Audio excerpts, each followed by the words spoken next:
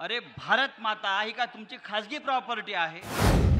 कांदा उत्पादकांचे प्रश्न सोडवू शकत नसाल आणि फक्त थापा मारून निघून जात असाल तरी सुद्धा नरेंद्र मोदींना एक प्रकारची घमेंड आहे की माझ्याशिवाय या देशाला पर्याय नाही. आदरणीय शिवसेना पक्षप्रमुख उद्धवजी ठाकरे, व्यासपीठावरील महाविकास आघाडीचे सर्व मान्यवर नेते आणि या गोल्फ मैदानावर, अनंत कानारे मैदानावर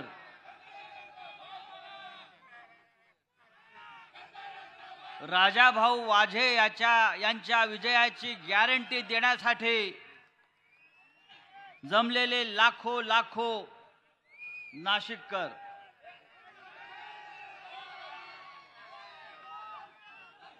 ही विराट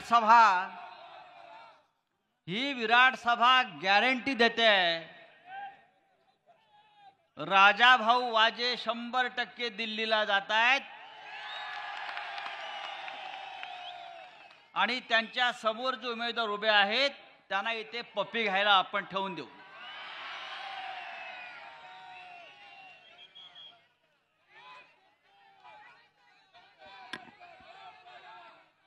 राजाभाऊ वाजे यांनी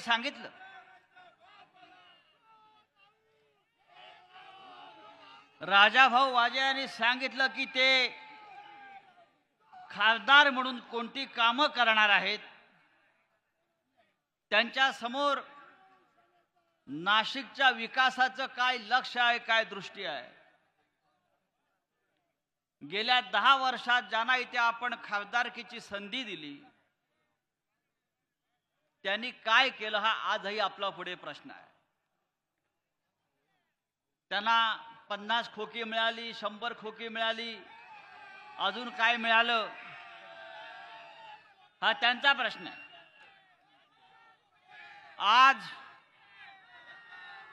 आज माननीय उद्धव साहेब इथे उपस्थित आहेत,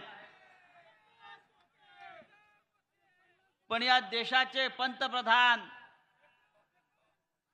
मिस्टर फेकू आपण म्हणताय, मिस्टर फेकू हे सुद्धा नाशिकमध्ये होते. हे सुद्धा नाशिकला होते. निफाड तालुक्यातल्या पिंपळगावला गेले. भाड्याची माणसं तिथे आली. भाषण करता समोरून एक तरुण शेतकरी उठला आणि त्याने प्रश्न विचारला की प्रधानमंत्री जरा कांद्यावर बोला, कांद्याच्या प्रश्नावर बोला. शेतकऱ्यांचे जे हाल चालू आहेत कांदा निर्यात बंदीनंतर त्याच्यावर बोला. तेव्हा या देशाच्या पंतप्रधानानं त्याच्याकडे रागानं पाहिलं, डोळे वटारून पाहिलं आणि फक्त भारत माता की जय, जय श्रीराम असा घोषणा देऊन निघून गेले. अरे भारत माता ही का तुमची खाजगी प्रॉपर्टी आहे? तो शेतकरी सुद्धा भारत मातेचाच लेकरू आहे. तो शेतकरी सुद्धा श्रीरामाचाच भक्त आहे. तुम्ही पंतप्रधान म्हणून या शेतकऱ्यांचे प्रश्न सोडवू शकत नसाल, कांदा उत्पादकांचे प्रश्न सोडवू शकत नसाल आणि फक्त थापा मारून निघून जात असाल तर या थापाड्याची या देशाला गरज नाही. 4 जून नंतर आपल्याला त्यांना घरी बसवायचं आहे. नरेंद्र मोदी येणार आणि त्यांना आमचे शिवसैनिक काही प्रश्न विचारतील म्हणून निफाड मधल्या आमच्या अनेक शिवसैनिकांना पोलिसांनी नजरबंद करून ठेवलं, अटका केल्या. नरेंद्र मोदी शिवसेनेला अशा प्रकारे घाबरतात, महाराष्ट्राला घाबरतात, शिवसैनिकांना घाबरतात. या देशात प्रचंड प्रमाणामध्ये बेरोजगारी, या देशाची अर्थव्यवस्था साफ कोलमडलेली आहे. तरी सुद्धा नरेंद्र मोदींना एक प्रकारची घमेंड आहे की माझ्याशिवाय या देशाला पर्याय नाही. मी म्हणजे देश, मी म्हणजे इंडिया, मी म्हणजे सर्व काही, ही घमेंड उतरवायची वेळ आता आलेली आहे. नव्या भारताचा नवा मंत्र मोदीने दिलेला आहे. आपल्याला सांगू इच्छितो, हा नवा मंत्र काय आहे की या देशामध्ये कामधंदा मंदम, मंदी प्रचंडम, जिंदगी झंडम, फिर भी घमंडम. फिर भी घमंडम. अरे कसली घमेंड आली आहे तुम्हाला? या देशाची जनता तुम्हाला सत्तेवरून खाली खेचायला निघालेली आहे.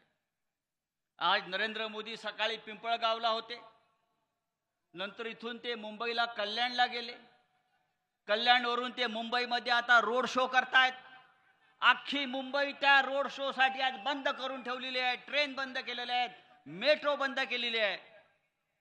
गेल्या 1 महिन्यामध्ये मोदींनी महाराष्ट्रामध्ये 28 सभा घेतल्या आणि मुंबईमध्ये आज रोड शो घेत आहेत. शिवसेनेमुळे नरेंद्र मोदींना रस्त्यावर यावं लागलं, लक्षात घ्या. पण तुम्ही कितीही रोड शो घ्या, किती सभा घ्या, हा महाराष्ट्र आता तुमच्या पाठीशी उभा राहणार नाही.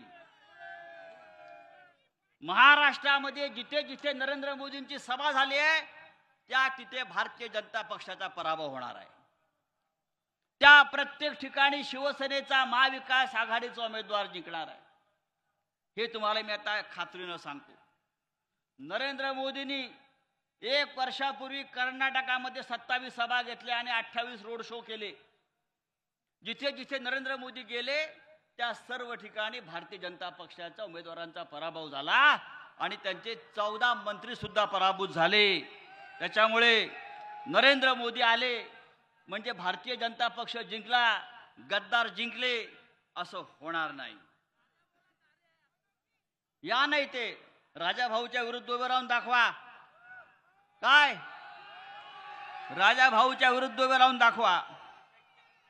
400 जागा जिंकण्याचा अहंकार. 400 जागा जिंकणार, 400. उद्धव साहेबांनी त्याच्यावर चांगलं उत्तर दिलंय. 400 पार नाही, अबकी बार भाजपात तडीपार. अबकी बार भाजपात तडीपार. अरे निवडणुका फक्त पैशावर जिंकता येत नाहीत. परवा या नाशिकमध्ये हेलिकॉप्टर उतरलं. कुठे आहे ते हेलिपॅड मला माहित नाही, पण नाशिकमध्ये उतरलं.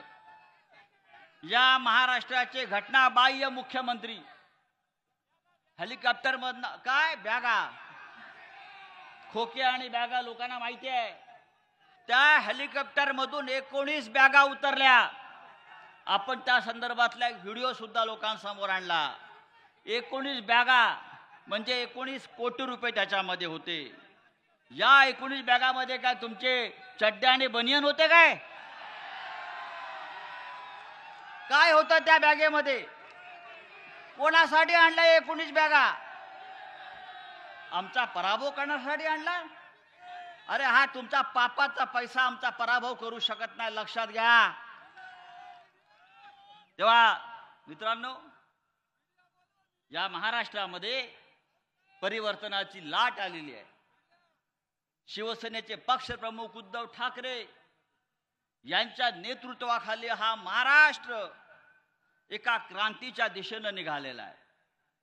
एक लढवय्या नेता, एक संघर्ष करणारा नेता नरेंद्र मोदी, अमित शहा या महाराष्ट्राचे दुश्मन, त्यांच्या विरोधामध्ये उद्धव ठाकरे यांनी जी मशाल पेटवलेली आहे ती मशाल आता या महाराष्ट्राला नवी दिशा दाखवल्याशिवाय राहणार नाही. मी आपल्याला इतकंच सांगेन, मी आपल्याला एक गॅरंटी देतो माननीय उद्धव ठाकरे साहेबांच्या वतीनं, नरेंद्र मोदी 4 जून नंतर प्रधानमंत्री राहत नाही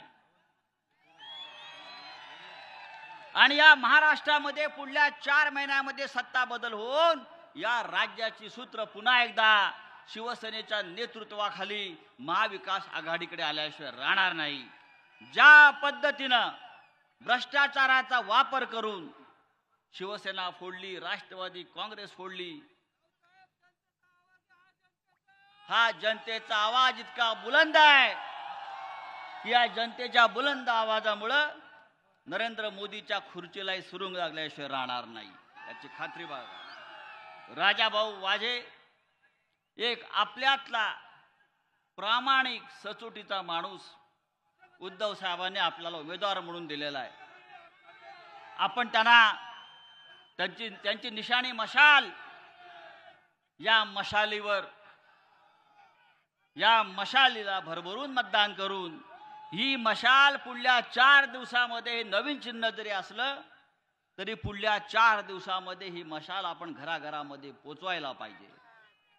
आणि आपल्याला दाखवायचं आहे, तुम्ही आमचा पक्ष काढून घेतलात, तुम्ही आमचं धनुष्यबाण चिन्ह काढून घेतलात, तुम्ही आमच्यावरती हल्ले केलेत, आघात केलेत, तुम्ही आम्हाला अपमानित केलं, तुम्ही महाराष्ट्राला अपमानित केलं, पण ही मशाल यापुढे महाराष्ट्राला उजळून टाकल्याशिवाय राहणार नाही. आणि हिंदू हृदय सम्राट शिवसेना प्रमुख बाळासाहेब ठाकरे यांची शिवसेना, ही शिवसेना जे नकली म्हणतायत, ही शिवसेना जे नकली म्हणतायत त्यांना आपण दाखवून द्यायचं आहे, हा विराट जनसागर नाशिकचा हा नकली नसून हा तुमच्या पराभवासाठी सज्ज झालेला रौद्र रूप धारण करणारी ही शक्ती आहे.